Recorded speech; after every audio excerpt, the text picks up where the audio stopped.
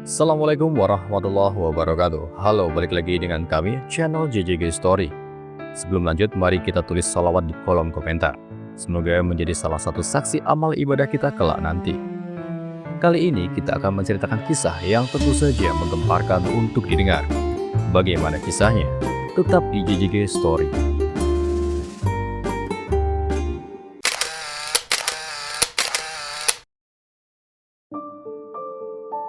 Kali ini ada sebuah kisah yang menyentuh hati sekaligus menggemparkan. Seekor ular sanca putih muncul menjaga sebuah makam tua di tengah hutan belantara yang dipercaya menyimpan harta karun. Di sebuah desa kecil yang dikelilingi oleh hamparan sawah yang luas dan hutan lebat, berdirilah sebuah rumah megah milik seorang pria kaya raya bernama Arsa. Rumah itu begitu besar dan mewah sehingga terlihat mencolok di antara gubuk-gubuk sederhana milik penduduk desa lainnya. Arsa memiliki segalanya: ladang luas yang membentang sejauh mata memandang, lumbung-lumbung penuh hasil panen, emas berlimpah yang tersimpan rapi di peti-peti kayu, serta ternak yang jumlahnya tak terhitung, sapi, kambing, dan ayam yang memenuhi kandang-kandang besar di tanahnya. Kekayaan Arsa adalah buah dari kerja kerasnya bertahun-tahun. Ia memulai dari nol, bekerja dari pagi hingga malam untuk membangun kejayaannya. Semua usahanya didukung oleh Ratna, istrinya tercinta, seorang wanita yang tidak hanya cantik luar biasa, tetapi juga penuh kelembutan dan bijaksana. Kehidupan mereka semakin lengkap dengan kehadiran seorang putra tunggal, Bima. Pemuda itu tumbuh menjadi sosok gagah, cerdas, dan berbudi pekerti luhur, membuat setiap orang yang mengenalnya merasa terpesona. Hari-hari keluarga itu dipenuhi tawa dan kebahagiaan. Setiap pagi, suara Ratna yang merdu membangunkan Bima untuk memulai harinya, sementara Arsa selalu memastikan semua pekerjaan di ladang berjalan dengan baik. Di malam hari, keluarga kecil itu berkumpul di ruang tengah rumah mereka yang hangat, bercengkerama tentang segala hal sembari menikmati hidangan sederhana yang terasa istimewa karena kebersamaan mereka. Keseharian mereka yang harmonis membuat banyak tetangga iri. Tak jarang, orang-orang desa berbicara tentang bagaimana keluarga Arsa adalah lambang kesempurnaan, kaya, bahagia, dan penuh cinta. Namun, kebahagiaan itu, sebagaimana hal indah lainnya, tidak bertahan selamanya. Semua dimulai ketika Ratna tiba-tiba jatuh sakit. Awalnya hanya demam biasa, atau setidaknya itulah yang mereka pikirkan. Tapi hari demi hari, kondisi Ratna semakin memburuk. Arsa, dengan segala kekayaannya, berusaha keras untuk menyembuhkan istrinya. Ia memanggil tabib-tabib terbaik dari desa dan kota terdekat, membayar mereka dengan harga yang luar biasa mahal. Ia membeli segala macam ramuan, tanaman obat, dan jimat-jimat penyembuhan. Tapi tak ada yang berhasil. Wajah Ratna semakin pucat, tubuhnya semakin lemah, dan suaranya yang dulu merdu kini hampir tak terdengar. Ratna tetap berusaha tersenyum meski tubuhnya semakin rapuh. Arsa, cinta, aku mohon, jangan terlalu bersedih. Aku sudah hidup dengan penuh kebahagiaan bersamamu dan Bima, bisiknya suatu malam, ketika Arsa duduk di samping tempat tidurnya, menggenggam tangannya yang dingin. Air mata mengalir di pipi Arsa. Tidak, Ratna. Jangan bicara seperti itu. Aku akan menemukan cara untuk menyembuhkanmu. Aku bersumpah. Suaranya bergetar, penuh dengan ketakutan dan penolakan. Namun, takdir memiliki rencananya sendiri. Beberapa hari kemudian, Ratna mengembuskan napas terakhirnya di hadapan suami dan putranya. Waktu terasa berhenti. Arsa hanya bisa memandang tubuh istrinya yang terbujur kaku, tak percaya bahwa wanita yang dicintainya telah tiada. Di sisi lain, Bima, yang meskipun masih muda, mencoba tegar di depan ayahnya. Tapi dalam diam, ia menahan kesedihan yang begitu dalam. Pemakaman Ratna diadakan dengan penuh penghormatan. Seluruh penduduk desa hadir, memberikan doa dan kata-kata penghiburan untuk Arsa dan Bima.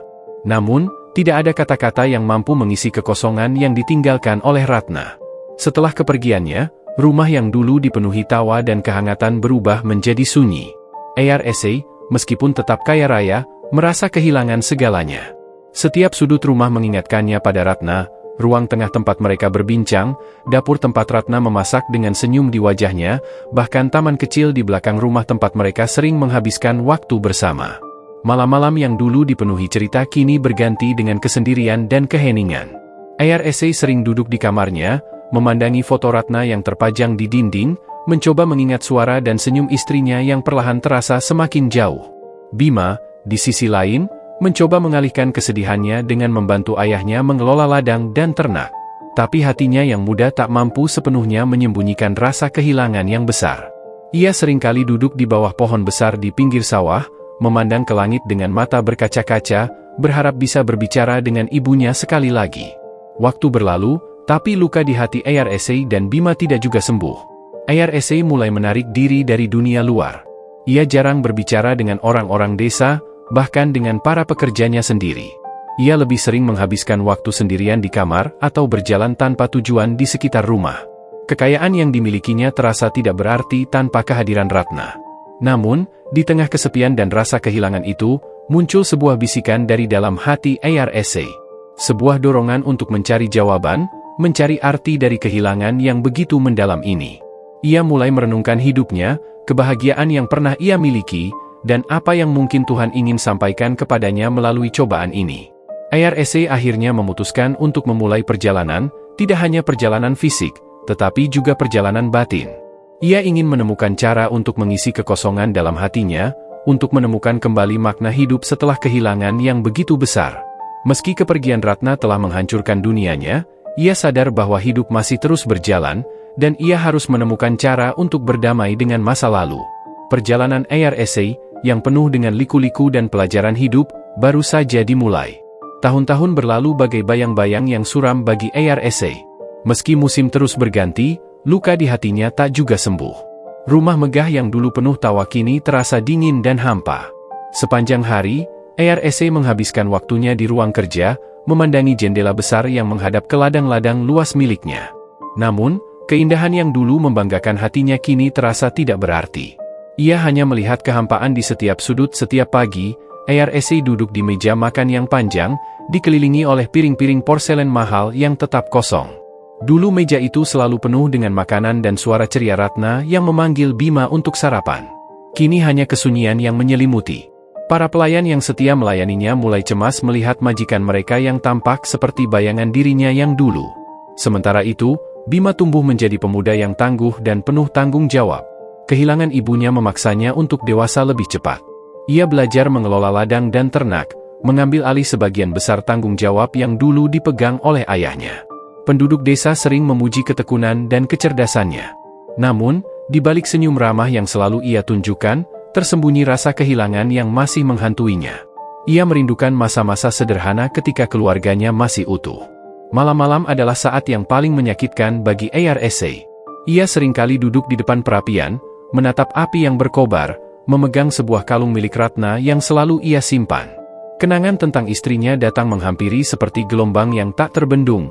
Suara tawanya, tatapan lembutnya, dan caranya merapikan rambut Bima saat masih kecil. Apa gunanya semua ini, gumam Arsa suatu malam, suaranya hampir tak terdengar. Semua emas, semua lada? Apa artinya jika aku tak punya dia? Bima sering melihat ayahnya tenggelam dalam kesedihan, tetapi ia tidak tahu bagaimana cara membantu. Ia pernah mencoba mengajak Arsa keluar rumah, mengajaknya berbicara tentang masa depan atau sekadar berjalan-jalan di desa. Tapi setiap kali, Arsa hanya menggeleng lemah, seolah-olah seluruh energinya telah terkuras habis. "Ayah, kita harus terus berjalan," kata Bima suatu hari, suaranya penuh harap. "Ibu pasti ingin kita bahagia, bukan begini." Namun, Arsa hanya menatap putranya dengan mata yang kosong.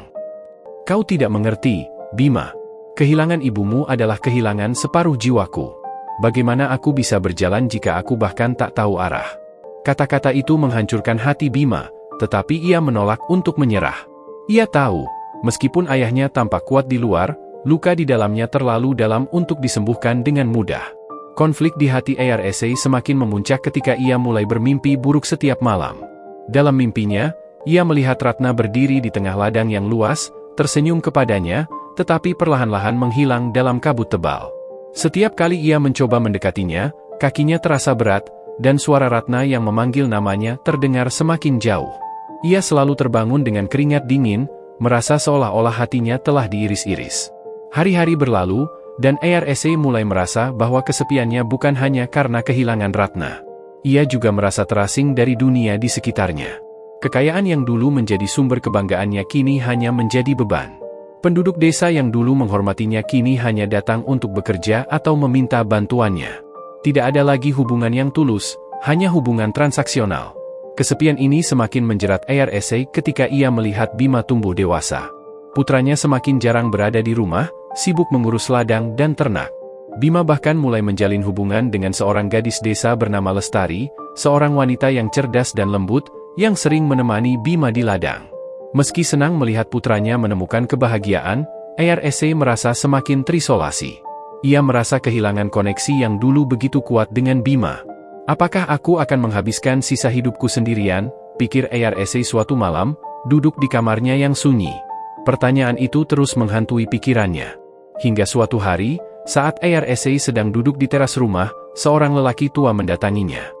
Lelaki itu adalah seorang pendongeng keliling yang sering berkunjung ke desa untuk menghibur penduduk dengan cerita-cerita penuh hikmah. Kali ini, ia datang bukan untuk bercerita, tetapi untuk menawarkan sebuah nasihat. Ayarese, kata lelaki tua itu dengan suara rendah namun penuh makna. Kau kehilangan sesuatu yang penting, itu jelas. Tapi kau juga lupa satu hal, hidup adalah perjalanan. Kehilangan bukanlah akhir dari segalanya, melainkan pintu menuju pemahaman baru. Ayarese memandang lelaki tua itu dengan tatapan skeptis. Apa yang kau tahu tentang kehilangan? Kau tidak pernah kehilangan separuh jiwamu, balasnya dengan nada getir. Lelaki tua itu tersenyum samar. Mungkin benar, aku tidak tahu seperti apa rasanya kehilangan Ratna. Tapi aku tahu satu hal, Ayarese. Kau masih memiliki Bima, darah dagingmu. Dia adalah cahaya yang bisa membimbingmu keluar dari kegelapan ini, jika kau mengizinkannya. Kata-kata itu menghantam hati Ayarese seperti petir di siang bolong. Ia sadar, dalam kesedihannya, ia telah mengabaikan putranya, satu-satunya keluarga yang tersisa. Tapi apakah sudah terlambat untuk memperbaiki semuanya? Pertanyaan itu terus mengusik pikirannya. Konflik antara rasa kehilangan, kesepian, dan keinginan untuk menemukan kembali makna hidup membuat Ayarese berada di persimpangan jalan. Ia tahu, jika ia tidak mengambil langkah untuk berdamai dengan masa lalunya, ia akan kehilangan lebih banyak lagi. Keputusan itu diambil Ayarese dengan hati yang berat, namun ia yakin ini adalah langkah yang diperlukan. Setiap sudut desa tempat mereka tinggal kini terasa seperti pengingat akan kehilangan yang terus menghantuinya. Jalan setapak yang dulu dilalui Ratna, pohon tempat mereka berteduh, hingga ladang yang dipenuhi canda tawa keluarga mereka dulu, semuanya kini berubah menjadi kenangan pahit yang hanya memperdalam luka di hatinya. Ayah, apa ini keputusan yang tepat? Tanya Bima saat mereka mulai mengemasi barang-barang di rumah besar mereka. Suaranya lembut, namun jelas mengandung keraguan. Ayarese menghela napas panjang. Kita tidak bisa terus tinggal di sini, Bima. Tempat ini terlalu penuh kenangan. Aku butuh sesuatu yang baru, tempat di mana aku tidak terus-menerus dihantui bayangan ibumu. Bima menatap ayahnya, lalu mengangguk. Meski hatinya berat meninggalkan tempat di mana ia tumbuh besar, ia tahu bahwa kesedihan ayahnya tak akan bisa disembuhkan jika mereka tetap tinggal di desa ini. Ia berharap perjalanan ke tempat baru bisa membawa perubahan, baik untuk dirinya maupun untuk ayahnya. Mereka memutuskan untuk pindah ke sebuah desa di seberang hutan lebat yang terletak cukup jauh. Desa itu, menurut cerita para pedagang, dikelilingi oleh perbukitan hijau dan aliran sungai yang jernih. Dengan membawa semua kekayaan yang mereka miliki, ternak, emas, dan barang-barang berharga lainnya, Ayarese dan Bima memulai perjalanan mereka. Perjalanan itu tidaklah mudah. Hutan yang harus mereka lintasi bukan hanya lebat, tetapi juga penuh misteri. Pohon-pohon tinggi dengan ranting-ranting yang menjuntai menciptakan bayangan yang gelap, bahkan di siang hari. Suara burung hantu yang sesekali terdengar membuat suasana semakin mencekam. Bima, yang berjalan di depan, membawa tombak sebagai bentuk perlindungan. Ia tahu cerita-cerita dari para penduduk desa tentang hutan itu, ada harimau liar, ular berbisa, bahkan makhluk-makhluk gaib yang konon menghuni tempat itu. Meski ia mencoba untuk tetap tenang, ia tidak bisa menghilangkan rasa was-was yang menggelayuti hatinya. Ayah, tetap dekat denganku, kata Bima, menoleh ke belakang untuk memastikan Ayarese baik-baik saja. Ayarese mengangguk pelan. Meski tubuhnya masih tegap untuk pria seusianya, perjalanan ini terasa sangat melelahkan baginya, bukan hanya secara fisik tetapi juga emosional. Hutan ini, dengan semua keindahan dan kegelapannya, terasa seperti cerminan dari hatinya sendiri, penuh misteri, kesepian, dan ketidakpastian. Malam pertama di hutan menjadi ujian berat. Mereka membuat perkemahan kecil di tepi sungai, menyalakan api unggun untuk mengusir binatang buas. Angin malam bertiup dingin, membawa suara gemerisik daun dan raungan binatang yang entah berasal dari mana. Bima duduk di dekat api unggun, menatap ayahnya yang termenung. "Ayah, apa ayah benar-benar yakin desa baru ini akan membawa kebahagiaan?" ARSA memandang putranya, lalu menjawab dengan suara yang pelan, hampir seperti bisikan. "Aku tidak tahu, Bima. Tapi aku tahu satu hal, kita tidak bisa terus hidup dalam bayangan masa lalu. Aku hanya ingin mencoba menemukan sesuatu yang baru." Malam itu, keduanya tidur dengan perasaan yang bercampur aduk.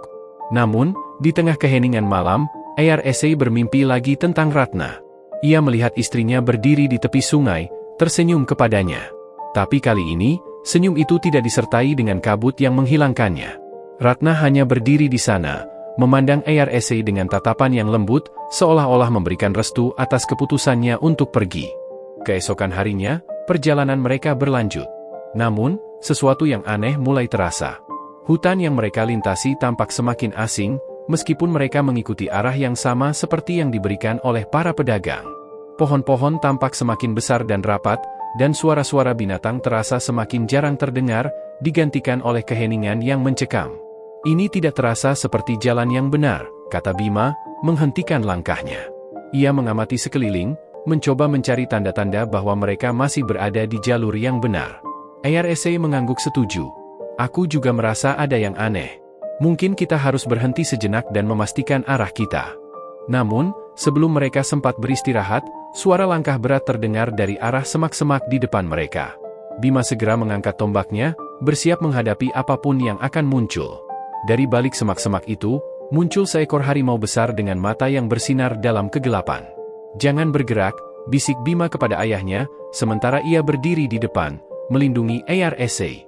Harimau itu menatap mereka dengan tatapan yang tajam, menggeram pelan, seolah-olah memperingatkan mereka untuk tidak melanjutkan perjalanan. ARSA merasakan jantungnya berdebar kencang. Ia ingin lari, tetapi kakinya terasa kaku. Namun, sebelum harimau itu sempat menyerang, sesuatu yang aneh terjadi. Dari arah yang berlawanan, seorang pria tua muncul, membawa tongkat panjang yang terbuat dari kayu hitam. Pria itu mengenakan jubah lusuh, tetapi tatapannya penuh wibawa. "Tenang, kau tidak akan dilukai," kata pria tua itu dengan suara tenang. Harimau itu, seolah mengerti, perlahan mundur ke dalam kegelapan, meninggalkan ARSA dan Bima yang masih terpaku di tempatnya. "Siapa Anda?" tanya Bima, suaranya tegas meski ada sedikit getaran. Pria tua itu tersenyum samar. "Aku hanyalah penjaga hutan ini. Aku tahu kalian sedang mencari jalan menuju desa seberang. Tapi sebelum kalian melanjutkan perjalanan, kalian harus menjawab satu pertanyaan." "Apa itu?" tanya ARSA, mencoba mengendalikan rasa takut dan penasaran yang bercampur di hatinya. Pria tua itu menatap mereka dengan mata yang tajam. "Apa yang sebenarnya kalian cari di desa baru itu? Apakah benar kalian ingin memulai hidup baru, atau hanya lari dari bayangan masa lalu?"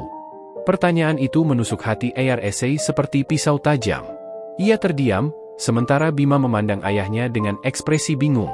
"Ayah, jawablah," bisik Bima. Hutan itu seperti dunia lain yang memisahkan mereka dari kehidupan yang selama ini mereka kenal.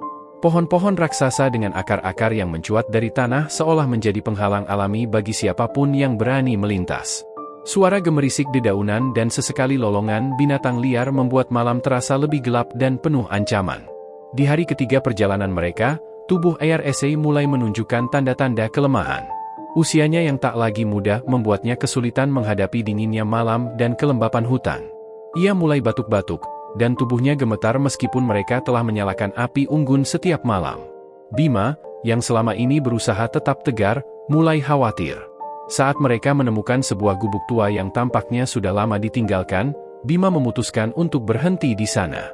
Gubuk itu kecil dan reot, dengan dinding-dinding kayu yang lapuk dan atap yang berlubang di sana-sini.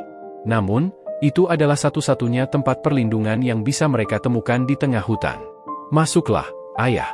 Kita akan bermalam di sini," kata Bima sambil membantu ARSA turun dari kudanya.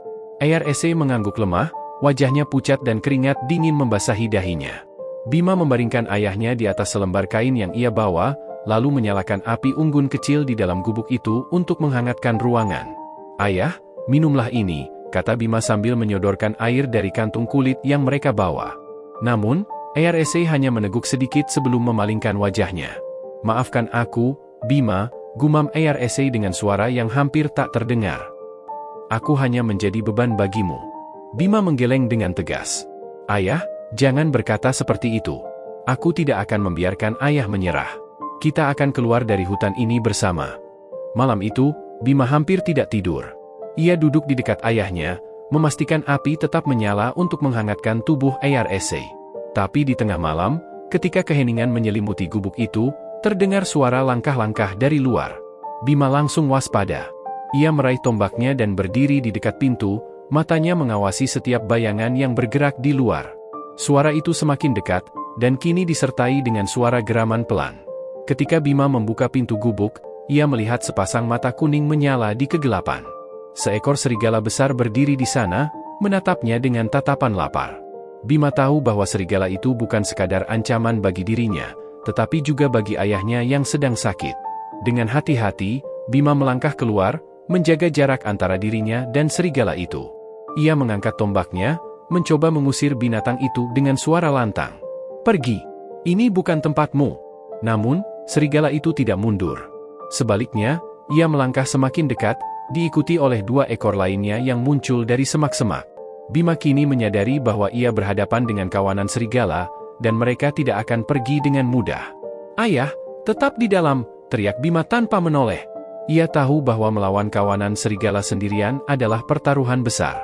Namun, ia tidak memiliki pilihan lain.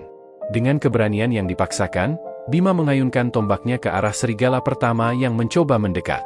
Pertarungan itu berlangsung sengit. Bima menggunakan semua keterampilannya untuk melindungi diri dan ayahnya. Serigala-serigala itu melompat dan menggeram, sementara Bima terus mengayunkan tombaknya, melukai beberapa di antaranya. Tapi kekuatannya mulai terkuras. Di tengah kekacauan itu, suara keras tiba-tiba terdengar dari dalam gubuk. "Pergi kalian!" Suara ARSA, meski lemah, memecah keheningan malam. Ia berdiri di ambang pintu, memegang obor yang menyala. Serigala-serigala itu tampak ragu sejenak, terganggu oleh cahaya terang dan suara tegas ARSA. Bima memanfaatkan kesempatan itu untuk melancarkan serangan terakhirnya, melukai salah satu serigala dengan tombaknya. Melihat rekan mereka terluka, kawanan itu akhirnya mundur, melarikan diri ke dalam kegelapan. Bima segera berlari ke arah ayahnya, yang tampak hampir roboh setelah mengangkat obor itu. "Ayah, kenapa keluar?" "Ayah harus beristirahat," katanya dengan nada panik. ARSA tersenyum lemah.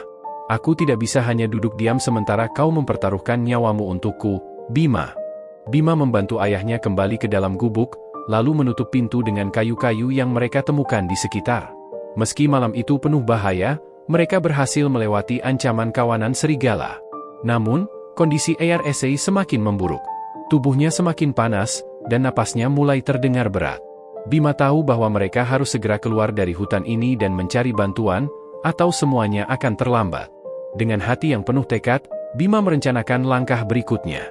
Ia tidak akan membiarkan hutan ini menjadi akhir dari perjalanan mereka. Bagaimanapun caranya, ia harus membawa ayahnya ke tempat yang aman. Bima meninggalkan gubuk dengan tombak di tangan, berharap bisa menemukan hewan buruan untuk mengisi perut mereka yang kosong. Langit di atas hutan tampak suram, tertutup oleh awan gelap dan ranting-ranting pohon yang menjulang tinggi. Perjalanan itu terasa semakin berat, dengan rasa lapar yang mulai menggerogoti kekuatannya. "Aku tidak boleh pulang dengan tangan kosong," gumamnya pada dirinya sendiri, mencoba menguatkan hati. Ia tahu bahwa ayahnya membutuhkan makanan lebih dari dirinya. Kondisi ARSA semakin memburuk setiap jamnya, dan tanpa makanan, tubuh rentanya tak akan mampu bertahan lama.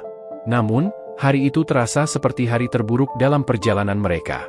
Setiap langkah yang diambil Bima tidak membawa hasil. Hutan yang biasanya dipenuhi suara burung dan gemerisik binatang kini sunyi, seolah semua kehidupan bersembunyi darinya. Ia menjelajahi setiap sudut, mengikuti jejak kaki yang ia temukan di tanah, tetapi tidak satu pun membawa ia ke hewan buruan. Rasa frustrasi mulai menguasai pikirannya. Kemana semua hewan pergi, pikirnya dengan gigi terkatup. Ia tahu hutan ini tidak sepenuhnya kosong, tetapi seolah-olah nasib sedang mempermainkannya. Saat siang bergulir menjadi sore, Bima mulai menyadari bahwa ia telah menjelajah terlalu jauh dari gubuk. Matahari yang hampir tenggelam membuat hutan semakin gelap, dan ia hanya memiliki sedikit waktu sebelum malam tiba. Namun, Rasa lapar dan tekad untuk membawa pulang makanan membuatnya terus berjalan, meskipun tubuhnya mulai kehilangan tenaga. Setelah beberapa jam berjalan tanpa hasil, Bima akhirnya menemukan sesuatu. Di dekat sebuah aliran sungai kecil, ia melihat seekor rusa yang sedang minum. Jantungnya berdegup kencang. Ini adalah kesempatan yang telah ia tunggu-tunggu. Dengan hati-hati, ia merunduk, mengintai rusa itu dari balik semak-semak. Namun, ketika ia siap untuk melemparkan tombaknya, seekor harimau besar muncul dari balik pepohonan. Harimau itu mengaum keras, membuat rusa itu lari seketika. Bima membeku di tempatnya, jantungnya berdegup lebih kencang daripada sebelumnya. Harimau itu menatap langsung ke arah Bima, matanya yang tajam memancarkan ancaman. Dengan perlahan, Bima mengangkat tombaknya, mencoba menunjukkan bahwa ia siap bertarung jika perlu. Namun, harimau itu tidak menyerang. Ia hanya berdiri di sana, mengawasi Bima dengan tatapan yang hampir seperti peringatan. Setelah beberapa saat yang terasa seperti selamanya, harimau itu berbalik dan berjalan pergi, menghilang di balik pepohonan. Bima menghela napas panjang, menyadari betapa tipisnya jarak antara hidup dan mati barusan. Namun, rasa lega itu segera digantikan oleh rasa frustrasi. Rusa itu telah hilang, dan ia kembali tanpa apa-apa. Ketika malam tiba, Bima akhirnya memutuskan untuk kembali ke gubuk. Tubuhnya lelah, dan perutnya terasa perih karena lapar. Ketika ia sampai, ia menemukan ayahnya sedang duduk bersandar di dinding gubuk, wajahnya semakin pucat. "Bima, kau kembali," kata Eyar dengan suara lemah, senyumnya pudar namun tetap berusaha memberikan kehangatan. "Ayah, aku tidak menemukan apapun," kata Bima dengan suara penuh penyesalan. Ia meletakkan tombaknya di pojok gubuk dan duduk di sebelah Eyar. "Maafkan aku, ayah. Aku gagal." Eyar menggeleng pelan. "Jangan menyalahkan dirimu, Bima. Kau sudah berusaha. Itu sudah lebih dari cukup." Namun, kata-kata itu tidak cukup untuk menghapus rasa bersalah di hati Bima. Ia tahu bahwa waktu mereka semakin menipis. Tanpa makanan, tanpa kekuatan, mereka tidak akan bisa keluar dari hutan ini. Malam itu, suara perut kosong mereka mengisi keheningan. Api unggun yang kecil memberikan sedikit kehangatan, tetapi tidak cukup untuk menghilangkan dinginnya malam. Bima memandangi wajah ayahnya yang terpejam, berharap ayahnya bisa mendapatkan sedikit istirahat. Namun, dalam hatinya, ia tahu bahwa ini bukanlah cara mereka harus hidup. Keesokan paginya, Bima bangun lebih awal. Ia memutuskan untuk mencoba lagi, kali ini dengan rencana yang berbeda. Ia mengikat seutas tali menjadi jebakan sederhana dan meletakkannya di dekat sungai tempat ia melihat rusa sebelumnya. Ia berharap jebakan itu bisa menangkap sesuatu, apapun yang bisa mereka makan. Namun, saat ia kembali ke gubuk untuk menemui ayahnya, ia dikejutkan oleh sesuatu yang tidak ia duga. Pintu gubuk terbuka lebar, dan harta mereka yang ditinggalkan, emas dan barang berharga, hilang. "Ayah," seru Bima panik, berlari masuk ke dalam gubuk. Eyar masih di sana, tetapi ia tampak bingung dan lemah. "Bima, ada seseorang masuk," gumam Eyar dengan suara lirih. "Mereka mengambil semuanya." Hati Bima terasa hancur.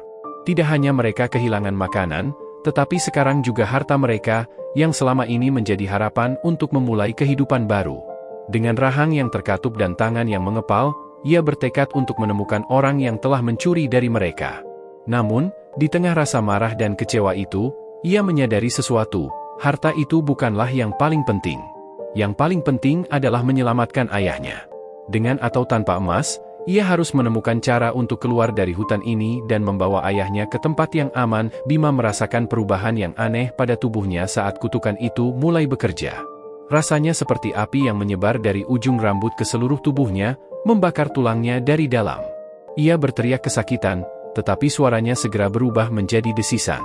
Tubuhnya memendek, kulitnya menjadi dingin dan bersisik, dan kakinya menghilang, digantikan oleh ekor panjang yang melingkar di tanah. Sanca putih itu menatapnya dengan mata berkilauan, penuh kemarahan dan penghinaan. "Kau telah mencuri dariku, dan lebih buruk lagi, kau telah memecahkan telurku. Sebagai hukuman, kau akan kehilangan wujud manusia yang kau banggakan. Hidupmu kini terikat pada hutan ini, seperti aku terikat pada sarangku," desis sang ular. Bima hanya bisa menatapnya dengan mata ular barunya, penuh rasa penyesalan. Ia mencoba berbicara, tetapi yang keluar hanyalah desisan pelan. Ia ingin memohon, ingin meminta ampun, tetapi lidah bercabangnya tidak mampu mengungkapkan kata-kata. Dengan tubuh barunya yang licin, Bima bergerak perlahan menjauh dari sarang itu. Ia tidak tahu harus kemana, tetapi hatinya dipenuhi oleh rasa bersalah yang mendalam. Ia hanya berpikir satu hal, kembali ke gubuk dan melihat keadaan ayahnya. Namun, perjalanan pulang sebagai seekor ular ternyata jauh lebih sulit. Dengan tubuh yang melata, ia harus menyesuaikan diri dengan setiap gerakan baru. Semak-semak yang dulunya mudah ia singkirkan dengan tangan kini menjadi rintangan besar. Ia merayap dengan lambat, melewati akar-akar pohon yang mencuat dari tanah, sambil berjuang melawan rasa lapar dan keputusasaan. Ketika akhirnya ia sampai di gubuk, malam telah tiba. Dari celah pintu, ia melihat ayahnya duduk sendirian, bersandar di dinding gubuk. Wajah Eyarese tampak semakin tirus, dan napasnya terdengar berat. Melihat itu, hati Bima terasa hancur. Dengan penuh kehati-hatian, ia melata masuk ke dalam gubuk. Namun, ketika Eyarese melihat sosok ular putih yang mendekat, ia terkejut dan mencoba menjauh. "Ular, jangan mendekat," seru Eyarese dengan suara lemah, mencoba meraih tongkat kayu untuk melindungi dirinya. Bima berhenti. Ia tahu bahwa wujud barunya membuat ayahnya takut. Ia mencoba mendekat dengan perlahan, berharap ayahnya bisa mengenalinya.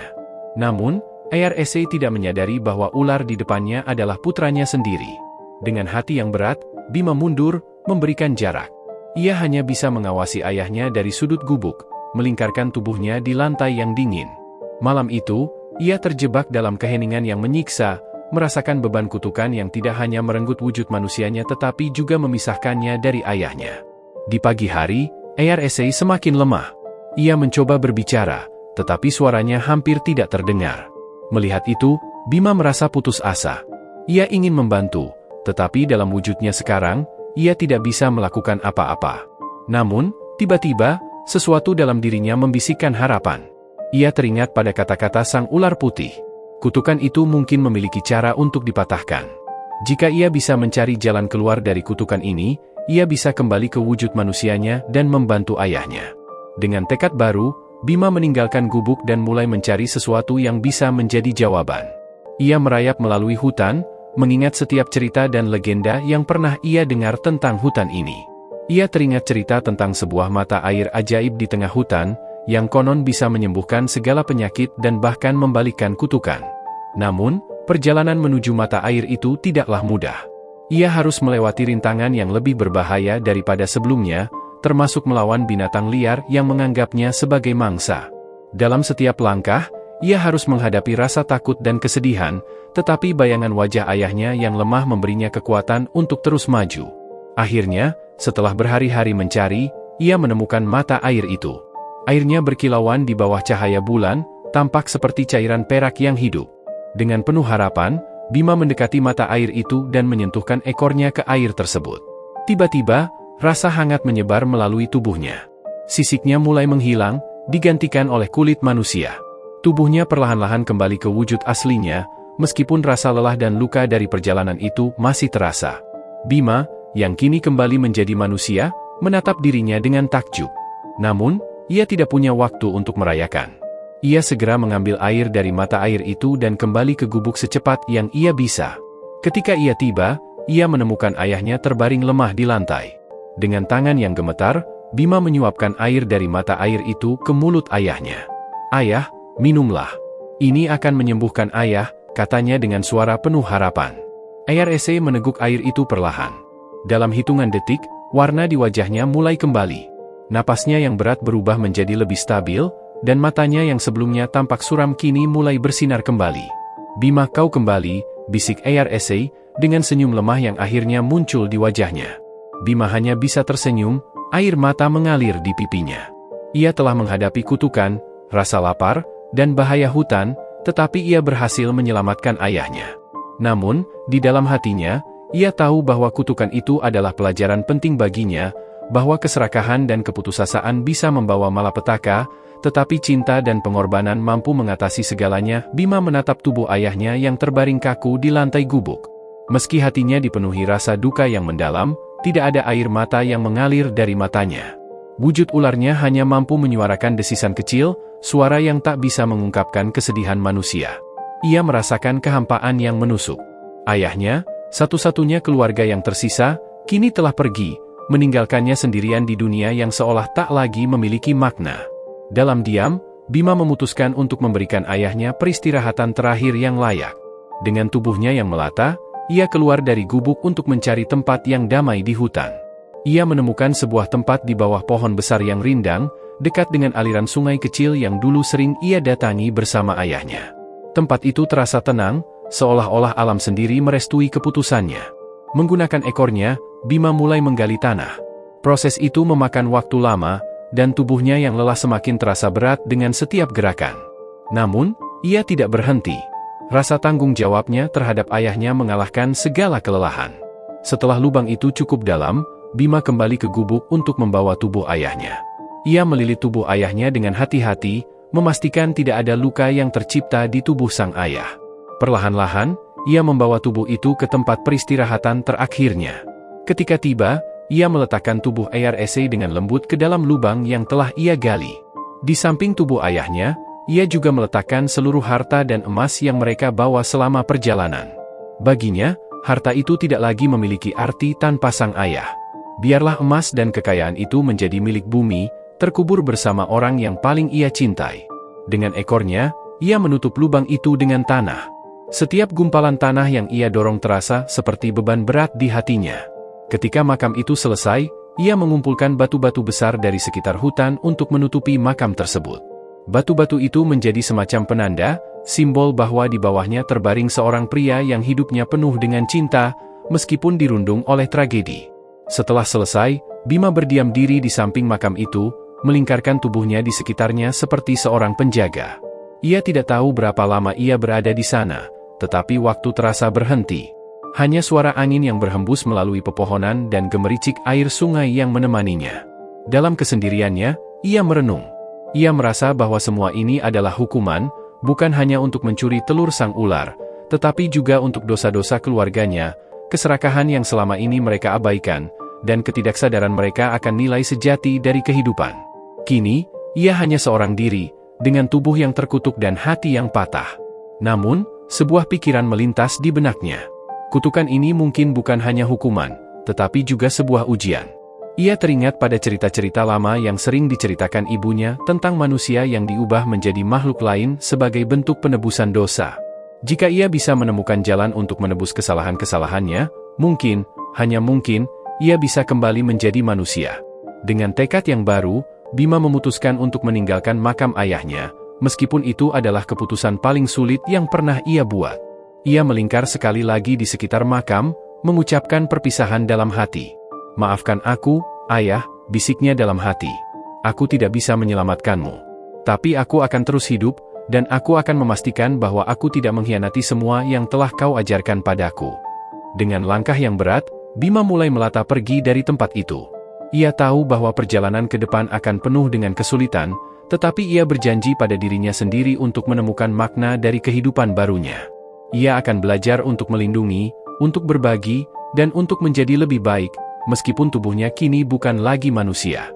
Hutan yang dulu terasa seperti musuh kini menjadi rumahnya. Ia belajar memahami kehidupan makhluk lain, berbaur dengan binatang-binatang hutan, dan menjadi bagian dari alam. Dalam keheningan malam, ia sering kembali ke makam ayahnya, membawa bunga-bunga liar yang ia temukan di sepanjang perjalanan. Itu adalah caranya untuk tetap terhubung dengan ayahnya, meskipun mereka kini terpisah oleh dunia yang berbeda. Bima mungkin telah kehilangan segalanya, keluarganya, kekayaannya, bahkan tubuh manusianya.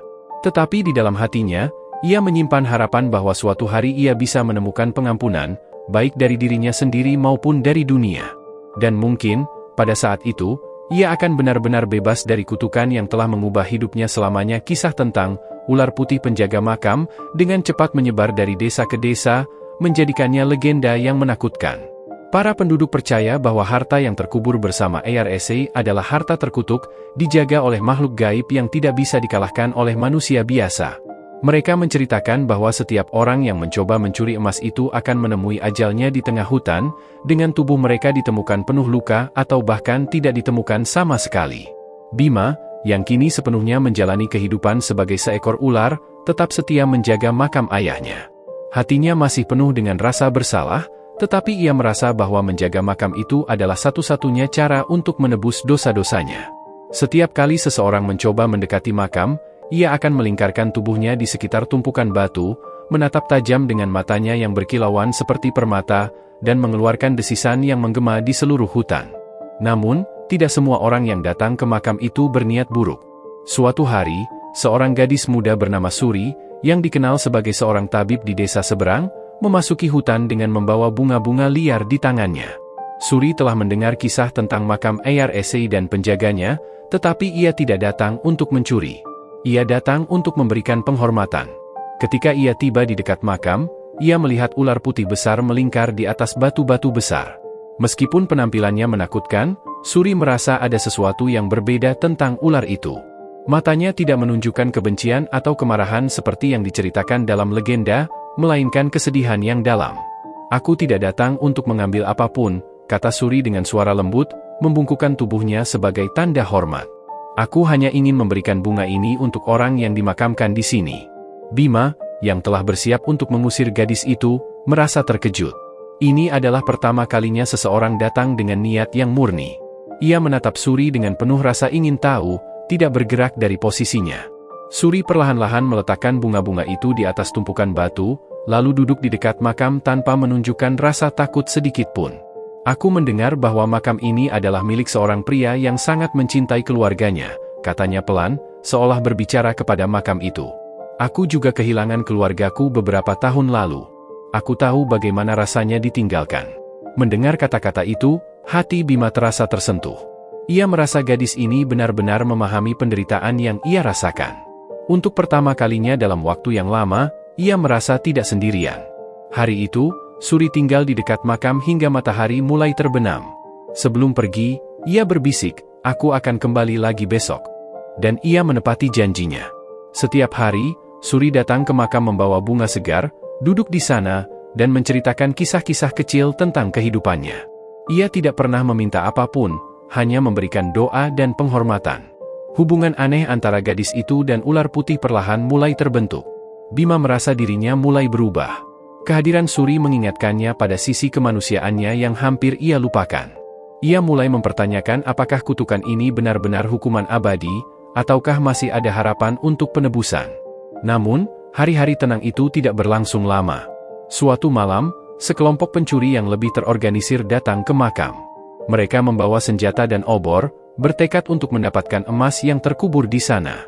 Suri, yang kebetulan berada di makam malam itu, bersembunyi di balik semak-semak saat para pencuri mendekat. Ia melihat ular putih itu melingkar di atas makam, siap melindungi harta dan tempat peristirahatan terakhir ayahnya. "Jangan coba-coba mendekat," desis Bima dengan suara menggelegar, yang meskipun tidak dipahami oleh manusia, jelas mengandung ancaman. Namun, para pencuri tidak mundur. Mereka menyerang dengan tombak dan pisau, mencoba mengalahkan sang penjaga. Bima melawan dengan segenap kekuatannya, menggulingkan tubuhnya yang besar untuk menjatuhkan mereka, mencambuk dengan ekornya, dan menggigit dengan taringnya yang tajam. Pertarungan itu sengit, dan meskipun Bima berhasil mengusir para pencuri, ia terluka parah. Tubuhnya penuh dengan luka dari tombak dan senjata tajam, darahnya menetes di atas makam. Suri keluar dari persembunyiannya setelah para pencuri kabur. Ia melihat ular putih itu terbaring lemah di atas batu, napasnya berat. Dengan air mata mengalir di pipinya, ia berlutut di sampingnya. "Kau telah melindungi makam ini dengan hidupmu," bisiknya. "Aku akan membantumu." Suri mengambil ramuan herbal yang selalu ia bawa dan mulai merawat luka-luka Bima. Ia tidak peduli bahwa ia sedang membantu seekor ular raksasa. Baginya, makhluk itu memiliki jiwa yang jauh lebih manusiawi daripada kebanyakan manusia yang pernah ia temui. Malam itu, di bawah sinar bulan, Bima merasakan sesuatu yang lain selain rasa sakit, sebuah harapan.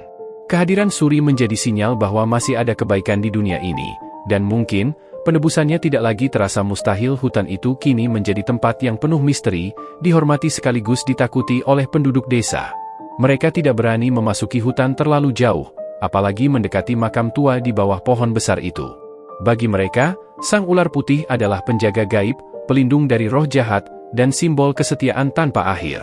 Setiap kali suara desisan lembut terdengar dari arah hutan saat malam tiba, para penduduk yakin bahwa sang ular tengah berpatroli, memastikan tidak ada yang mengganggu makam ayahnya. Anak-anak tumbuh dengan cerita itu, diceritakan oleh orang tua mereka di malam hari, bukan sebagai dongeng pengantar tidur, tetapi sebagai pengingat akan arti cinta, pengorbanan, dan penyesalan. Namun, hanya sedikit yang tahu cerita lengkap di balik legenda itu, tentang seorang pemuda yang kehilangan segalanya, yang dikutuk karena kesalahannya, tetapi memilih untuk menebus dosa-dosanya dengan kesetiaan yang tidak tergoyahkan. Beberapa orang berkata bahwa pada malam-malam tertentu, jika kau berdiri cukup dekat dengan makam dan mendengarkan dengan saksama, kau bisa mendengar bisikan pelan dari angin yang mengalir di antara pepohonan. Bisikan itu terdengar seperti doa, sebuah permohonan maaf, harapan untuk pengampunan, dan kerinduan akan cinta yang pernah ada. Suri, tabib muda yang pernah mendekatkan diri pada ular itu, kini telah menjadi seorang wanita tua. Ia tinggal di desa, dan meskipun tubuhnya mulai rapuh, ia selalu mengunjungi tepi hutan dengan membawa bunga liar untuk ditinggalkan di sana. Ia tidak pernah memasuki hutan lagi, tetapi ia percaya bahwa ular itu masih hidup, melingkar di sekitar makam, setia seperti dulu. Aku yakin dia masih di sana, kata Suri kepada cucunya suatu hari, sambil meletakkan bunga di tepi jalan setapak yang menuju hutan. Dia tidak hanya menjaga emas itu, tetapi juga kenangan, cinta, dan penyesalan yang begitu dalam. Ia adalah pelajaran bagi kita semua, bahwa bahkan dalam bentuk yang paling sederhana, kesetiaan adalah kekuatan yang paling murni. Hari-hari berganti, musim silih berganti, tetapi legenda itu tidak pernah pudar. Ular putih tetap menjadi penjaga hutan, penjaga makam tua yang telah menjadi saksi bisu dari perjalanan hidup yang tragis namun penuh arti. Dan di suatu malam yang hening, di bawah cahaya rembulan yang menyinari pohon-pohon raksasa, ular putih itu terlihat melingkar di atas makam, diam dan tenang. Ia telah menerima nasibnya, menjadikannya sebuah penebusan. Dalam keheningan itu, ia tahu bahwa cintanya kepada sang ayah adalah hal yang abadi, melampaui waktu dan bahkan wujud fisiknya. Maka, hingga kini, hutan itu berdiri sebagai tempat yang suci, menyimpan rahasia seorang pemuda yang berubah menjadi legenda. Kisah sang ular putih, penjaga makam, tidak hanya hidup di antara pepohonan, tetapi juga di hati orang-orang yang mendengarkan cerita itu. Sebuah pengingat bahwa cinta dan kesetiaan sejati tidak pernah mati, bahkan di tengah kutukan sekalipun.